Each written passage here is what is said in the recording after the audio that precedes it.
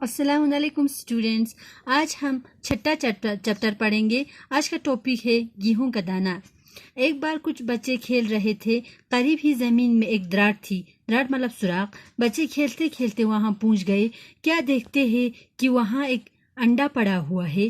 جب انہوں نے غور سے دیکھا تو معلوم ہوا کہ وہ انڈا نہیں ہے بلکہ گیہوں کا دانہ ہے، کیونکہ اس میں گیہوں کے دانے کی طرح ایک گہری لکیر تھی۔ ابھی بچے بحث کر رہے تھے کہ ایک مسافر وہاں پہنچا۔ مسافر مطلب سفر کرنے والا۔ مسافر بھی ایسی عجیب و غریب چیز دیکھ کر حیران رہ گیا۔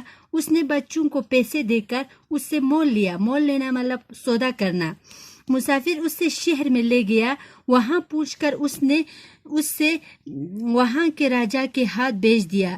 راجا نے فوراً اپنے عقلمند درباریوں کو بلایا اور یہ گیہوں نما انڈا دکھا کر کہا، بتائیے یہ کیا ہے، گیہوں کا دانہ ہے یا مرغی کا انڈا؟ تمام درباریوں نے اس سے غور سے دیکھا۔ کسی کی سمجھ میں کچھ نہ آیا۔ چنانچہ گیہوں کا دانہ پاس ہی ایک کھڑکی میں رکھ دیا گیا۔ ذرا سی دیر میں ایک چیل آئی اور اس نے اس میں چھید کر دیا۔ چھید کرنا مطلب سوراخ کرنا۔ درباریوں نے غور سے دیکھا تو معلوم ہوا کہ وہ سچ مچ گیہوں کا دانہ تھا۔ یہ دیکھ کر سب لوگ حیران رہ گئے کہ یہ کیسا گیہوں کا دانہ ہے۔ راجا نے کہا، معلوم کرنا چاہیے کہ اتنا بڑا گیہوں کہاں پیدا ہوتا ہے۔ کسی بوڑھے کسان کو دربار میں حاضر کرو۔ راجا نے حکم دیا کہ بڑے کسان کو دربار میں حاضر کرو۔ سپاہیوں نے ایک بوڑھے کسان کو دربار میں حاضر کیا۔ وہ 2 لاٹھیوں کے سہارے چلتا تھا۔ اس کے بال سفید تھے۔ اس کے منہ میں ایک دان بھی نہ تھا، اور اس کو بہت کم سنائی دیتا تھا۔ راجا نے گیہوں کا دانہ اس کے ہاتھ میں رکھا۔ بوڑھے نے اس سے الٹ پلٹ کر دیکھا اور انگلیوں سے چھو کر اندازہ لگایا کہ یہ کیا چیز ہے۔ تھوڑی دیر تو وہ چپ رہا، پھر بولا، سرکار، میں نے کبھی ایسا گیہوں نہ بویا ہے اور نہ دیکھا ہے، لیکن میرے والد شاید اس گیہوں کے بارے میں کچھ بتا سکیں۔ اس پر راجا نے حکم دیا کہ اس کسان کے باپ کو دربار میں حاضر کیا جائے۔ یہ کسان بہت ہی بوڑھا تھا۔ وہ ایک لاٹھی کے سہارے چلتا تھا اور اس کی ایک آنکھ بھی کام کرتی تھی۔ راجا نے گیہوں کا دانہ اس کے ہاتھ میں رکھا اور پوچھا، بڑے میاں، کیا آپ نے اتنا بڑا گیہوں دیکھا ہے؟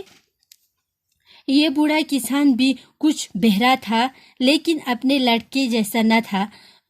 اس نے کہا، سرکار، میں نے آج تک کبھی اتنا بڑا گیہوں نہ بویا ہے نہ دیکھا ہے، اور کبھی مول بھی نہیں لیا ہے۔ مول لینا مطلب سودا کرنا، کیونکہ ہمارے زمانے میں مول لینے کا رواج ہی نہ تھا۔ ہم اپنے کھیتوں میں اتنا اگاتے تھے کہ مول لینے کا سوال ہی پیدا نہ ہوتا تھا۔ ان دنوں روپیہ پیسہ بھی نہ تھا۔ ہمارا گیہوں آج کے گیہوں سے بڑا نہ تھا۔ میں نے اپنے والد کی زبانی سے اتنے بڑے گیہوں کا ذکر تو سنا ہے۔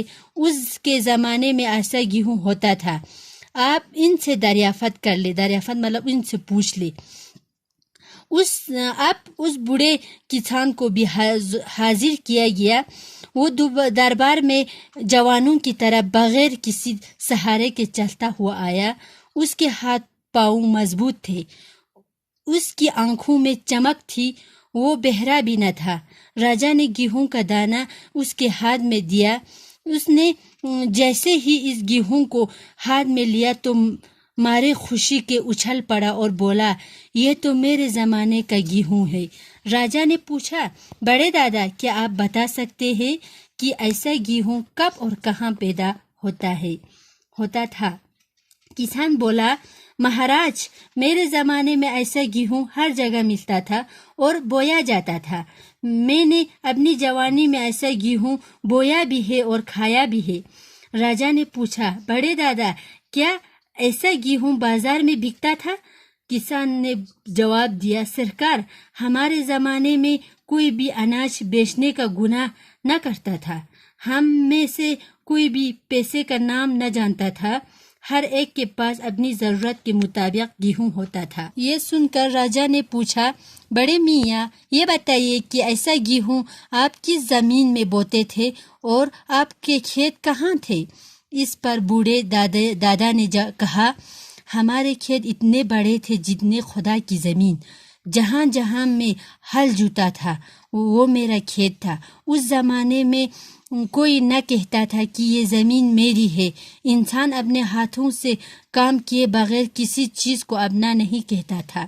راجا نے کچھ سوچا اور پھر کہا، بڑے دادا مگر ہم اس زمانے میں اتنا بڑا گیہوں کیوں نہیں پیدا کر سکتے؟